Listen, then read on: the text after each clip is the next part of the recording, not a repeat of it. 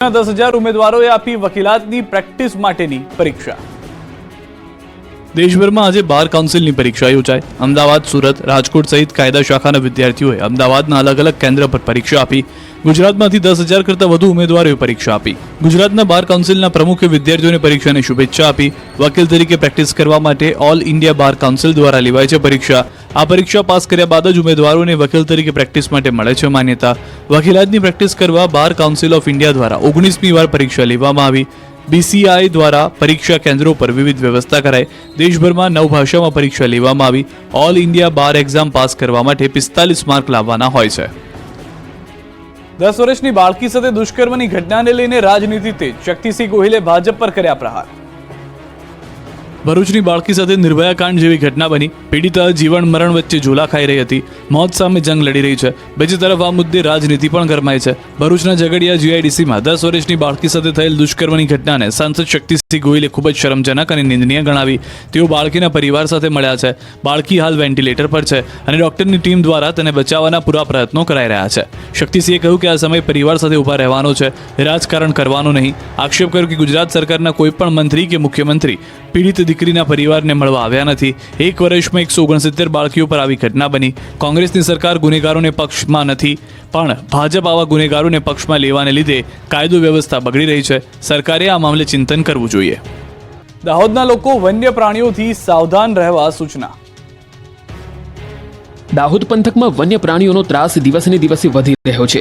ગામડાઓમાં દીપડા, રીંછ સહિતના પ્રાણીઓ પ્રવેશી દહેશત ફેલાવી રહ્યા છે। ત્યારે દાહોદ જિલ્લામાં વધતા જતા વન્ય પ્રાણીઓના હુમલાને લઈ દેવગઢ બારિયાના નાયબ વન સંરક્ષક મિતેશ પટેલ દ્વારા લોકોને અપીલ કરાઈ છે।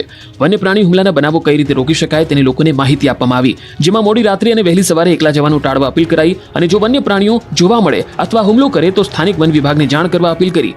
સાથે અનેક લોક જાગૃતિના સૂચનો આપવામાં આવ્યા। બીજી તરફ વન્ય પ્રાણીઓને પકડવા માટે જંગલ ખાતાએ પાંજરા પણ મૂક્યા છે। કેમિકલ યુક્ત પાણી છોડવા મુદ્દે પોરબંદરના ખારવા સમાજે કાઢી રેલી। DPC મારફત જેતપુરના કેમિકલ યુક્ત પાણીને પોરબંદરના દરિયામાં ઠાલવવામાં આવતા ખારવા સમાજમાં રોષ ફાટી નીકળ્યો, જેને લઈને ગુજરાત ખારવા સમાજના પ્રમુખની ઉપસ્થિતિમાં પોરબંદર ખાતે 2 દિવસીય બેઠકનું આયોજન કરવામાં આવ્યું। બેઠક પૂર્વે પોરબંદર જિલ્લા કલેક્ટરને આવેદનપત્ર આપી રજૂઆત કરવામાં આવી।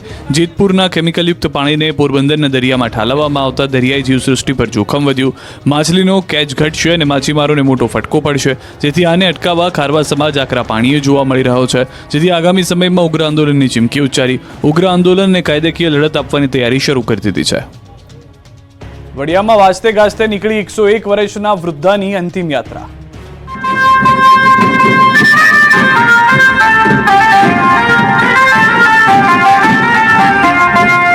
આ કોઈના લગ્નનો વરઘોડો નથી, આ કોઈ ધાર્મિક પ્રસંગની યાત્રા નથી, ન તો અન્ય કોઈ ખુશીનો પ્રસંગ છે। અબીલ ગુલાલની છોડો અને ઢબુકતા ઢોલ, વાગતી શરણાઈનું કારણ છે અંતિમ યાત્રા। સામાન્ય રીતે કોઈનું મૃત્યુ થાય તો આંસુઓનો દરિયો વહેતો હોય, કોણ કોને છાનું રાખે તેવું વાતાવરણ હોય, પણ વડિયાના 101 વર્ષના વૃદ્ધાની અંતિમ યાત્રા વાજતે ગાજતે નીકળી। વડિયાના ખાન ખીજડીયા ગામમાં 101 વર્ષના માજીએ અંતિમ વિદાય લેતા તેમની અંતિમ ઈચ્છા પૂરી કરવા ભત્રીજાઓએ અબીલ ગુલાલ અને બેન્ડ બાજા સાથે અંતિમ યાત્રા કાઢી। સાકરબેન કેશુભાઈ હરખણિયાએ કોઈ સંતાન ન હોવાથી ભત્રીજાઓ સાથે રહેતા ગતરોજ તેમનું 101 વર્ષની ઉંમરે નિધન થયું। માજીની અંતિમ ઈચ્છા હતી કે મારી પાછળ કોઈએ શોક વ્યક્ત કરવો નહીં, પરંતુ હસતા હસતા મને વિદાય આપવી। માજીની અંતિમ ઈચ્છા પૂર્ણ કરવા માટે ભત્રીજાઓએ વાજતે ગાજતે અંતિમ યાત્રા કાઢી, જેમાં ગામના લોકો અને સગા સંબંધી મોટી સંખ્યામાં જોડાયા। આમ અંતિમ યાત્રામાં રોકકળ કર્યા વિના વાજતે ગાજતે કાઢી સાકરબાને અનોખી વિદાય આપી। ક્રિસમસનું વેકેશન પડતા જ SOUમાં ઉમટ્યા પ્રવાસીઓ। નાતાલના વેકેશનમાં પ્રવાસીઓ SOU તરફ ઉમટ્યા। તહેવારનો માહોલ અને નવા વર્ષના વધામણા માટે પ્રવાસીઓની અત્યારથી જ ભીડ જામી છે। કેટલાક પ્રવાસીઓ 31 ડિસેમ્બર પણ અહીં જ મનાવવાનો પ્લાન કર્યો છે। બીજી તરફ કેવડિયાની હોટલો પણ ફૂલ થઈ રહી છે। 1 ડિસેમ્બરની ઉજવણી યાદગાર બની રહે તે માટે DJ પાર્ટી, આદિવાસી કલ્ચર, જમવાનું મેનુ, સ્ટેજ, આમ તમામ પ્રકારની સુવિધા માટે સજ્જ બન્યા છે। ડેમ અને સ્ટેચ્યુ ઓફ યુનિટી આટલા વર્ષનો પ્રવાસીઓનું રેકોર્ડ બ્રેક નોંધાયું છે આવક। નાતાલની રજામાં મોટી સંખ્યામાં પ્રવાસીઓ આવી રહ્યા છે અને હજુ પણ પ્રવાસીઓનો ધસારો વધે એવી શક્યતા છે। નર્મદા જિલ્લામાં જ્યારથી સ્ટેચ્યુ ઓફ યુનિટીનું લોકાર્પણ થયું ત્યારથી પ્રવાસીઓ માટે નર્મદા જિલ્લો હોટ ફેવરિટ બન્યો છે। સ્ટેચ્યુ ઓફ યુનિટી પર નાતાલની રજાઓમાં પ્રવાસીઓનો ધસારો વધ્યો અને નાતાલ રજાઓ પહેલા જ 1.5 લાખ કરતાં વધુ પ્રવાસીઓ આવ્યા। જામનગરમાં અન્નપૂર્ણા માતાજી મંદિરે યોજાયો મહાપ્રસાદ મહોત્સવ। જામનગરના અન્નપૂર્ણા મંદિરે ભક્તોનું ઘોડાપુર ઉમટ્યું છે. અન્નપૂર્ણા માતાજીના મંદિરમાં 21 દિવસના વ્રત ચાલી રહ્યા છે. વ્રતની પૂર્ણાહુતિને અનુલક્ષીને પૌરાણિક લાલવાડી ખાતેના અન્નપૂર્ણા મંદિરે સવારથી જ ભક્તોની કતારો લાગી હતી. મોટી સંખ્યામાં ભક્તો માતાજીના દર્શન કરવા માટે ઉમટી પડ્યા હતા. મંદિરમાં પગ મૂકવાની પણ જગ્યા ન હતી. અકડઠઠ ભીડના કારણે ક્યાંય પગ મૂકવાની જગ્યા ન હતી. સાથે સાથે મહાપ્રસાદ મહોત્સવ યોજાયો. અન્નકૂટ ધરાવાયો. ભક્તોએ મહાઅન્નકૂટના દર્શન કરી પ્રસાદ લઈ ધન્યતા અનુભવી. પ્રસાદ માટે ભક્તોની લાંબી કતારો જોવા મળી. જામનગરમાં કાલાવાડ નાકા બહાર હાપા રોડ પર લાલવાડી વિસ્તારમાં આવેલી શ્રી અન્નપૂર્ણા માતાજીના મંદિરમાં 21 દિવસના વ્રત ચાલી રહ્યા છે.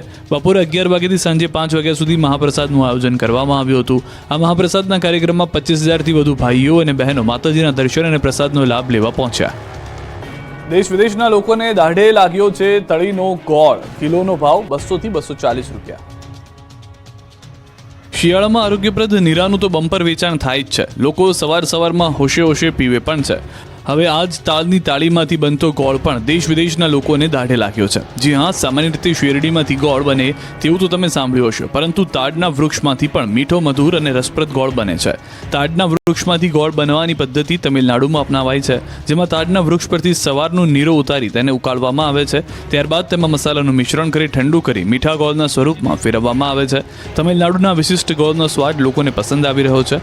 સામાન્ય રીતે શેરડીમાંથી બનતા ગોળનો કિલોનો ભાવ 60 થી 80 રૂપિયા છે, જેમાં શુગરનું પ્રમાણ પણ રહેલું હોય છે. પરંતુ તમિલનાડુના ગોળનો ભાવ 200 થી 240 રૂપિયા પ્રતિ કિલો છે, જે ભરૂચના મુખ્ય માર્ગો પર વેચાઈ રહ્યો છે અને લોકો ખરીદી રહ્યા છે. આ ગોળમાં શુગરની માત્રા નહિવત હોવાથી સ્વાસ્થ્ય માટે પણ ફાયદાકારક છે. આ વખતે ભાલિયા ઘઉં ખાવા પડશે મોંઘા. આણંદ જિલ્લામાં ભાલિયા ઘઉંનું વાવેતર ઘટ્યું. આ વખતે ભાલિયા ઘઉં ખાતા લોકોને ભાલિયા ઘઉં ખરીદવા મોંઘા પડશે. ભાલિયા ઘઉંના ભાવ આસમાને પહોંચી શકે છે, કેમ કે ભાલિયા ઘઉં માટે વિશ્વવિખ્યાત ખંભાત, તારાપુર, સોજિત્રા પંથકમાં ભાલિયા ઘઉંનું વાવેતર ઓછું થયું છે. દેશ વિદેશના લોકોને દાઢે લાગેલા ભાલિયા ઘઉંના વાવેતરમાં મોટો ઘટાડો થયો છે. આ પંથકના ખેડૂતો ડાંગરના વાવેતર તરફ વળ્યા છે. ગત ચોમાસામાં અતિવૃષ્ટિને કારણે ડાંગરની ખેતીમાં ખેડૂતોને આર્થિક નુકસાન થયું હતું. જે નુકસાન આ વખતે સરભર કરવા ઉનાળુ ડાંગરનું વાવેતર કર્યું છે. તેમજ ખેડૂતોના મતે ડાંગરના ભાવ ઘઉંના ભાવ કરતાં વધુ મળે છે. ડાંગરના ઉત્પાદનને કારણે તેમના પશુઓને ખોરાક માટે ઘાસચારો પણ મળી રહે છે. તેથી ઉનાળુ ડાંગરના વાવેતર તરફ વળ્યા છે. ગત વર્ષની સરખામણીમાં ઘઉંના વાવેતરમાં 25% જેટલો ઘટાડો નોંધાયો છે. ખેડૂતોના મતે ઘઉં માટે ઠંડીનું વાતાવરણ હજી જોઈએ તેવું નથી. સાથે સાથે ડાંગરના ભાવ ઘઉંના ભાવ કરતાં વધુ મળે છે. પ્રદૂષિત પાણીને લઈને જૂનાગઢના ધારાસભ્ય સંજય કોરડિયાએ આકરા પાણીએ જોવા મળ્યા. અધિકારીનો લીધો ઉતરો. જૂનાગઢના ધારાસભ્યએ પ્રદૂષિત પાણીને લઈને આકરા તેવર બતાવ્યા. જૂનાગઢના જાલણસર ગામે પસાર થતી ઉબેણ નદીનું પાણી પ્રદૂષિત થઈ ગયું, જેના કારણે લોકોનો જીવ જોખમાય છે. ગંદા પાણીના કારણે ખેતીની જમીન બંજર બની ગઈ. આ અંગે અનેકવાર રજૂઆત કરવા છતાં અધિકારીઓના પેટનું પાણી હલતું નથી. પ્રદૂષણ બોર્ડના અધિકારીઓ સારા પાણીના સેમ્પલ લઈ બધું બરાબર છે તેવો રિપોર્ટ કરે છે અને સરકારને ગેરમાર્ગે દોરે છે. હાલ ત્યાંના લોકો અનેક પ્રકારની બીમારીઓના ભોગ બન્યા છે, પણ અધિકારીઓના પેટનું પાણી હલતું નથી.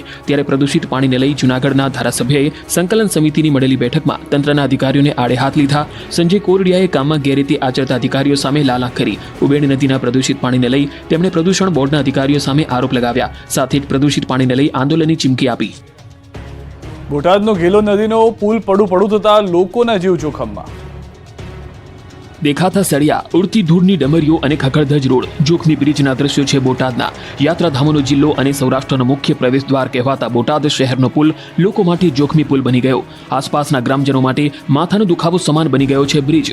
ગઢડા ખાતેના ધાર્મિક તીર્થ સ્થાનો સહિત આસપાસના મોટા તીર્થ સ્થાનો ખાતે આવતા હજારો ભાવિકો માટેના મુખ્ય માર્ગ સમાન ઘેલો નદીનો પુલ અતિ બિસ્માર હાલતમાં છે. પુલ પર ખાડાઓનું સામ્રાજ્ય જોવા મળી રહ્યું છે. ધૂળની ડમરીઓ ઉડી રહી છે. ક્યાંય ડામર પણ દેખાતું નથી. અનેક વખત ઉચ્ચ કક્ષાએ રજૂઆત છતાં પણ કોઈ કામગીરી થઈ રહી નથી. આ પુલ પરથી અમરેલી, ગીર સોમનાથ, રાજકોટ સહિત સૌરાષ્ટ્રના લોકો પસાર થાય છે. અમદાવાદ, બોટાદ સહિતના જિલ્લાઓમાં જવાનો મુખ્ય માર્ગ છે, જેથી હજારોની સંખ્યામાં લોકોની અવરજવર રહે છે. જેથી વહેલી તકે બિસ્માર પુલનું યોગ્ય સમારકામ થાય તેવી લોકોની માંગ છે. છેલ્લા 4 વર્ષથી બિસ્માર પુલ હવે રિપેર થાય તો લાખો લોકોના જીવ પર તોડાતો ખતરો ટળી જશે. નહીં તો ગમે ત્યારે મોટી દુર્ઘટના સર્જાઈ શકે. બોડેલીને ફરી નગરપાલિકા બનાવવા ઉઠી માંગ. 4 પંચાયતના કારણે વિકાસ રૂંધાયો. છોટાઉદેપુરના બોડેલીને નગરપાલિકા બનાવવા ફરી એકવાર માંગ ઉઠી. 4 પંચાયતોને કારણે વિકાસ રૂંધાઈ રહ્યો છે, જેથી સીમાંકનને લઈ પંચાયતના સરપંચો ઊભી થતી અસુવિધાઓને લઈ એકબીજાને ખો આપી રહ્યા છે. 4 ગામના લોકો પંચાયતોને મર્જ કરી એક નગરપાલિકા બનાવવામાં આવે તો વિકાસને વેગ મળી શકે. મહત્વનું છે કે બોડેલી, અલીખેરવા, ચાચાક અને ઢોકલિયા આમ 4 ગામ એકબીજામાં સમાવિષ્ટ હોવા છતાં 4 ગામની પંચાયત અલગ અલગ છે. કેટલાક વિસ્તારમાં એક મકાન એક દુકાન છોડી પંચાયત બદલાય છે. કેટલાક વિસ્તારોમાં તો 3 પંચાયતોની સરહદો પણ આવેલી છે, જેને લઈ સીમાંકનને લઈને સવાલ ઊભા થયા, જેનો ભોગ લોકોને બનવું પડે છે. 4 પંચાયતોમાંથી પસાર થતી કુદરતી કાંસની સફાઈ પણ કરાતી નથી. ખુલ્લામાં વહેતી ગટર ગંગાને લઈ લોકો મચ્છરોના ત્રાસથી ત્રાહિમામ પોકારી ગયા છે. પીવાના પાણીની વાત હોય, સફાઈની વાત હોય, લાઇટ કે પછી રસ્તાની વાત હોય, જવાબદારી કોઈ પણ પંચાયત લેવા તૈયાર નથી. આવી તો અનેક સમસ્યાઓનો સામનો અલગ અલગ પંચાયતોમાં રહેતા લોકો વેઠી રહ્યા છે. ત્યારે સરપંચો પણ નગરપાલિકા બનાવવા સમર્થન કરી રહ્યા છે. લોકોનો આરોપ છે કે ગ્રામ પંચાયતના સરપંચો પોતાના હોદ્દાને સાચવી રાખવા માટે નગરપાલિકા બને તેવું ઈચ્છતા નથી. સુરેન્દ્રનગરના સ્વાસ્થ્યવર્ધક કચેરિયાની શિયાળામાં માંગ વધી ગઈ છે. દરરોજ અંદાજે 2000 કિલોનું વેચાણ. સુરેન્દ્રનગર જિલ્લાના સ્વાસ્થ્યવર્ધક કચેરીઓનું શિયાળો જામતા જ માંગ પણ જામી છે. હાલ શિયાળાની સિઝન પૂરજોશમાં છે અને ઠંડીનો માહોલ સમગ્ર જામેલો છે. ત્યારે વસાણાની જૂની રીતભાત મુજબ ખોરાક લેવા માટે લોકો આગ્રહ રાખે છે. હાલ શિયાળામાં વિવિધ પ્રકારના વરસાણા સ્વાસ્થ્યવર્ધક હોવાથી વધુ પ્રમાણમાં ખવાય છે. ત્યારે સુરેન્દ્રનગરના સફેદ તેમજ કાળા તલનું કચેરિયાના માંગ જોવા મળી રહી છે.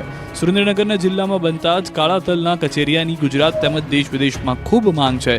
કચેરિયાનો સ્વાદ હવે ગુજરાત પૂરતો જ સીમિત નથી રહ્યો, પરંતુ છેક મહારાષ્ટ્ર અને અન્ય રાજ્યોમાં પણ પહોંચ્યો છે. સુરેન્દ્રનગરના વેપારીઓ દ્વારા સમગ્ર રાજ્યની સાથે હવે બોમ્બે, બેંગ્લોર અને દિલ્હી સહિતના શહેરોમાં પણ કચેરીઓ મોકલવામાં આવે છે અને ત્યાં વસતા લોકો પણ કચેરીઓ ખાતા થયા છે.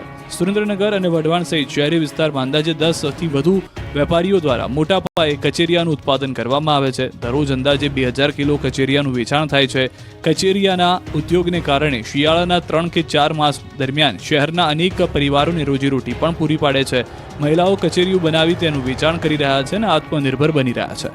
આમ ઝાલાવાડનું પ્રખ્યાત કાળા તલનું કચેરીઓ હવે ગુજરાત જ નહીં પરંતુ વિદેશ સુધી પહોંચ્યું છે અને શિયાળામાં પૌષ્ટિક આહાર પૂરો પાડે છે. નાળિયેરના કાચલામાંથી યુવાને કરી કારીગરી, વેસ્ટમાંથી બેસ્ટ વસ્તુ બનાવી નવી રાહ ચીંધી. આ દ્રશ્યો નિહાળી પહેલી નજરે તમને લાગશે જ નહીં કે વેસ્ટમાંથી આ બેસ્ટ વસ્તુ બનાવી હશે, પણ આ કમાલ કરી છે સુરેન્દ્રનગરના ધ્રાંગધ્રાના યુવાને. નારિયેળના કાચલાને બિન ઉપયોગી સમજી ફેંકી દેવાના બદલે યુવાને નારિયેળના કાચલામાં કારીગરી કરી અલગ અલગ ડિઝાઇનની કલાકૃતિઓ અને રમકડા બનાવ્યા. શંભુભાઈ મિસ્ત્રીએ શ્રીફળના કાચલામાંથી મોર, ચાના કપ, કેટલી, રાધાકૃષ્ણની મૂર્તિ, હંસ, ફ્લાવર પોટ, પેન સ્ટેન્ડ, ફૂલદાની, નાવ, મોબાઈલ સ્ટેન્ડ વગેરે બનાવ્યું છે. શંભુભાઈએ અત્યાર સુધીમાં નારિયેળના કાચલામાંથી અંદાજે 200 થી વધુ કલાકૃતિઓ બનાવી છે. શંભુભાઈ આજના યુવાનોને પણ આ વેસ્ટમાંથી બેસ્ટ વસ્તુ બનાવતા શીખવાડે છે. વેસ્ટમાંથી બનેલ વસ્તુઓનું વેચાણ પણ કરે છે, સાથે પ્રદર્શનમાં પણ મૂકે છે, જેને ખરીદવા અને જોવા માટે કલાપ્રેમીઓ મુલાકાત લે છે. શંભુભાઈ લોકોને વેસ્ટમાંથી પોતાની કોઠા સૂઝ મુજબ બેસ્ટ વસ્તુઓ બનાવી આર્થિક રીતે પગભર બનવાની અપીલ પણ કરી રહ્યા છે. કચ્છના વાગડમાં યાયાવર પક્ષીઓનો જમાવડો. શિયાળાની ફૂલગુલાબી ઠંડીમાં કચ્છના વાગડના રણકાંઠામાં યાયાવર પક્ષીઓનો જમાવડો થઈ ગયો છે. દેશ વિદેશના પક્ષીઓ મોટી સંખ્યામાં શિયાળો ગાળવા અહીંયા આવી પહોંચ્યા છે. વાગડના રણકાંઠાના ખડીરના, ધોળાવીરા, અમરાપર, લોધરાણી, કુડા સહિતના વિસ્તારોમાં પક્ષીઓનો જમાવડો થતા વાતાવરણ કલરવથી ગુંજી ઉઠ્યું છે.